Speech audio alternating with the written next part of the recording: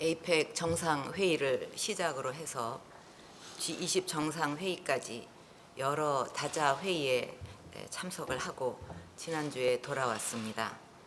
세계 각국의 많은 정상들과 만나면서 각국이 당면한 난제들을 해결하기 위해서 치열하게 노력하고 있는 모습, 특히 전 세계가 자국의 경제를 살리기 위해서 총력을 기울이고 있는 모습들을 생생하게 보았습니다.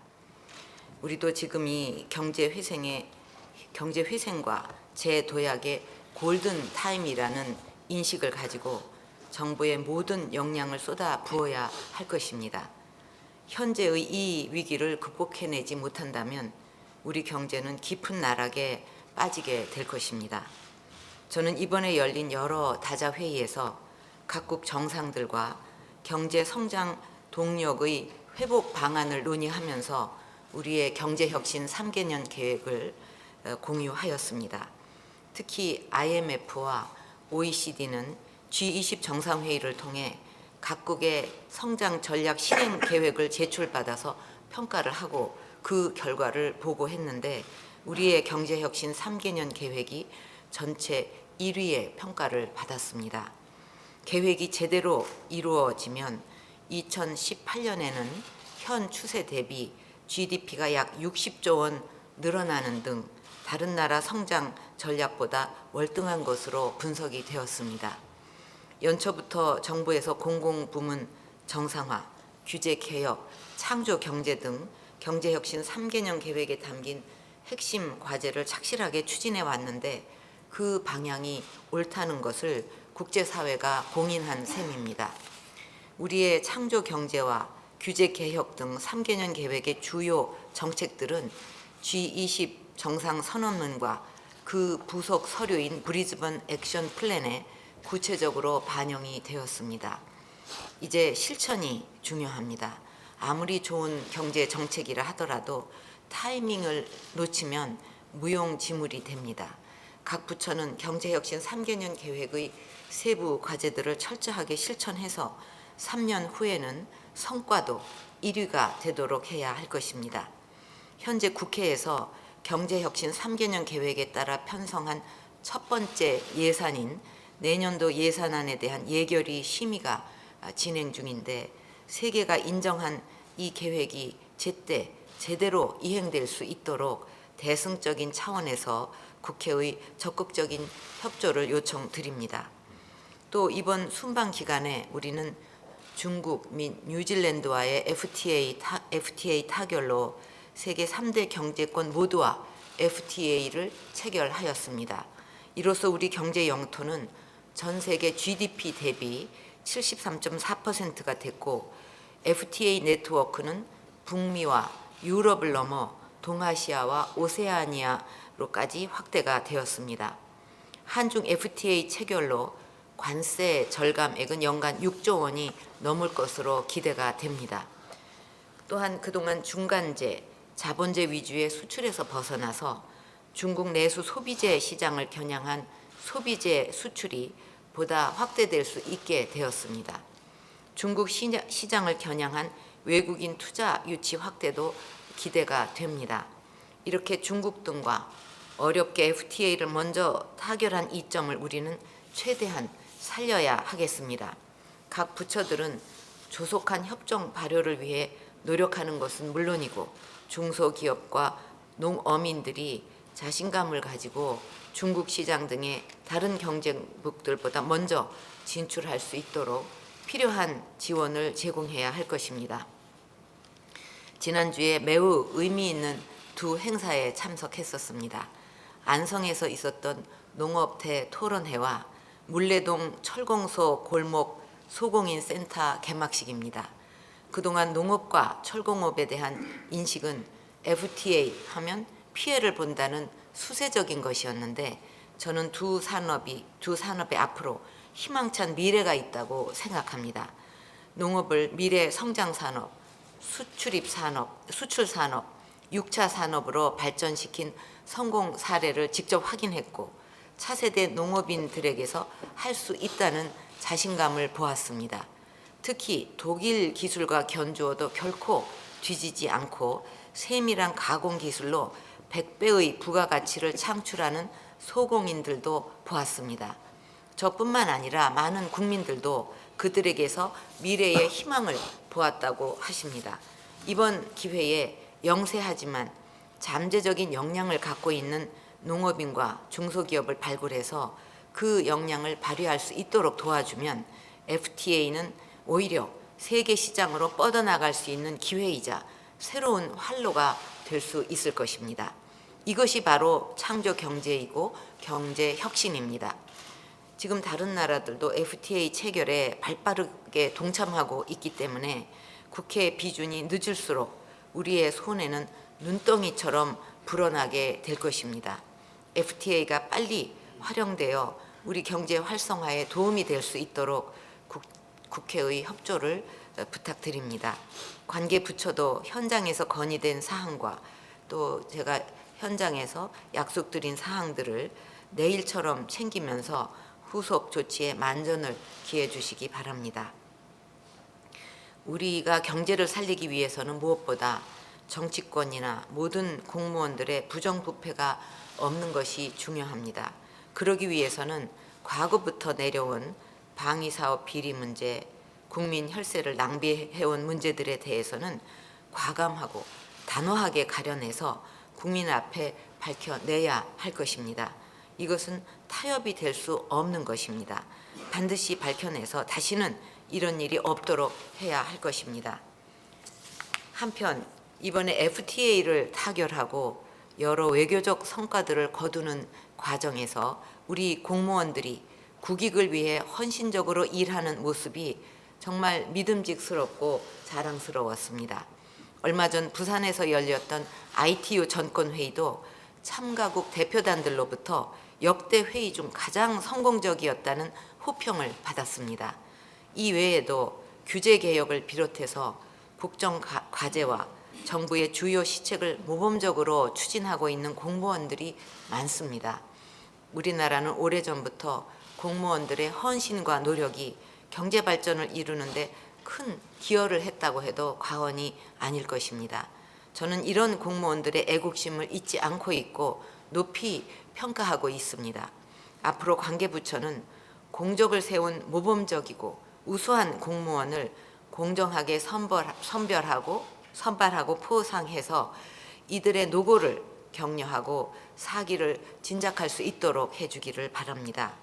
아울러 인사혁신처 출범과 함께 열심히 일하고 성과를 낸 공무원이 제대로 평가받고 보상받는 시스템이 작동되고 있는지 점검해서 공직사회에 새로운 활력을 불어넣어 주기를 바랍니다. 지난 19일 정부 조직법 개정안이 공포돼서 교육사회문화부총리가 신설되고 국민안전처와 인사혁신처가 새롭게 출범을 했습니다. 그동안 경제나 외교통일안보부처와 달리 사회 분야에는 별도의 컨트롤 타워가 없었는데 이번에 이를 총괄하는 부총리를 신설하게 되었습니다. 앞으로 교육사회문화부총리를 겸하는 교육부 장관께서는 교육사회문화 분야 정책이 잘 조정되고 필요한 협업이 이루어지도록 관계부처 간의 유기적 협조체제를 구축하고 리더십을 잘 발휘해 주시기를 바랍니다. 또한 이번 정부 조직법 개정으로 국가 혁신을 담당할 조직이 본격적으로 가동하게 되었습니다. 국민안전처와 인사혁신처는 안전한 사회를 만들고 공직사회를 혁신하라는 국민적 열망을 안고 출범하는 만큼 조속히 조직체계를 정비하고 차질 없이 업무를 수행해야 하겠습니다. 국무총리와 관계부처는 신설부처가 빠른 시간 내에 자리를 잡고 주어진 역할을 충실하게 수행할 수 있도록 지원하고 협력해 주기를 바랍니다. 특히 각종 재난을 담당하는 기관이 분산되어 있는 것을 통합해서 국민안전처를 신설하게 됐는데 전통적인 재난뿐만 아니라 갈수록 복잡하고 예측하기 힘든 재난에 신속하고도 효과적으로 대비하기 위한 것입니다. 이런 조직 신설의 취지를 살리기 위해서는 우선 인력부터 재난안전 전문가를 최대한 확보하고 순환 보직이 아니라 전문성 중심의 인사관리가 이루어져야 하겠습니다. 인사혁신처는 공직사회 개혁을 주도하는 엔진으로서 공직사회에 내재된 비효율을 찾아 개선하면서 공직사회의 경쟁력을 높여 나가야 하겠습니다. 공직 인사 시스템을 시대 흐름에 맞게 개편해서 개방성과 전문성을 높이고 공직사회의 경쟁과 활력을 높여주기를 바랍니다. 이와 함께 모든 부처들은 공무원 연금 등 개혁 과제들을 차질 없이 추진해 나가야 할 것입니다. 공무원 연금 개혁은 어려운 국가 재정과 연금 재원을 고려할 때 피할 수 없는 시대적 과제입니다. 과거 제도 설계가 현재와 미래에 맞지 않고 지속 가능성을 담보할 수 없기 때문에 개혁이 불가피한 것입니다. 지금 개혁하지 않으면 지금 재직하고 있는 공무원과 젊은 공직자들이 퇴직할 때에는 제도 자체가 파탄 날 수 있을 만큼 더 큰 위기를 맞게 될 것입니다. 이러한 점을 공직사회에 솔직하게 설명하고 이해를 구해주기 바라며 공무원들도 애국심을 갖고 같이 동참하여 주시기를 기대합니다. 또한 우리 공직자들이 소명의식을 갖고 열심히 일할 수 있도록 고령사회에 맞는 실질적인 사기 진작책도 지금 마련 중에 있는데 이것을 면밀히 검토해 주기를 바랍니다. 지난 G20 정상회의에서 저는 세계 각국이 투자를 유치하고 일자리를 만들기 위해 규제개혁 경쟁을 치열하게 벌이고 있는 것을 다시 한번 확인할 수 있었습니다. 그 자리에서 저는 금년까지 기존 규제의 10%, 2017년까지 20%를 일괄적으로 축소하는 우리의 단두대식 규제개혁, 규제 감축 노력을 소개를 했는데 규제 길로틴제는 한 건 한 건씩 하는 규제 개선을 넘어 많은 규제를 단기에 혁파할 수 있는 일괄 개혁 방식입니다. 우리는 이미 기존 규제 감축과 일몰제 확대, 규제 비용 총량제 시범 운용과 신문고 건의 과제 답변 등 규제 개혁을 위해서 많은 노력을 기울이고 있지만은 없어져야 할 암덩어리 핵심 규제들은 여전히 요지부동이라는 지적이 끊이지를 않고 있습니다. 국민이나 기업의 불편 해소를 위한 손톱 및 가시 해결도 중요하지만 보다 근본적으로 투자와 일자리를 확실하게 늘릴 수 있는 핵심 규제들이 개선되어야 합니다. 예를 들어서 금년에 자동차의 성능이나 외관을 개선하는 자동차 튜닝에 대한 규제를 대폭 완화한 결과 과거 불법 시되던 자동차 튜닝이 상당한 투자와 일자리 창출을 가져다주는 매력적인 유망 산업으로 탈바꿈하고 있습니다. 따라서 저는 앞으로 투자와 일자리 창출을 가로막는 규제, 기술 발전을 저해하는 규제 등 국민의 안전과 생명에 관련이 없는 핵심 규제들을 중심으로 부처가 그 존재 이유를 명확하게 소명하지 못하면 일괄해서 폐지하는 규제 길로틴을 확대해서 규제 혁명을 이룰 것입니다. 이미 국무조정실과 기획재정부가 함께 주요 경제단체들로부터 개선이 시급한 핵심 규제 리스트들을 제출받고 있는 것으로 알고 있습니다.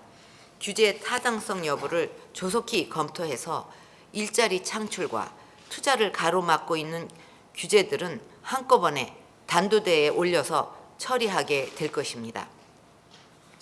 주택시장의 정상화는 경제에서 차지하는 비중이 크고 중산 서민층의 생활에 직접적인 영향을 미치는 점에서 이것 역시 반드시 이루어져야 할 과제입니다.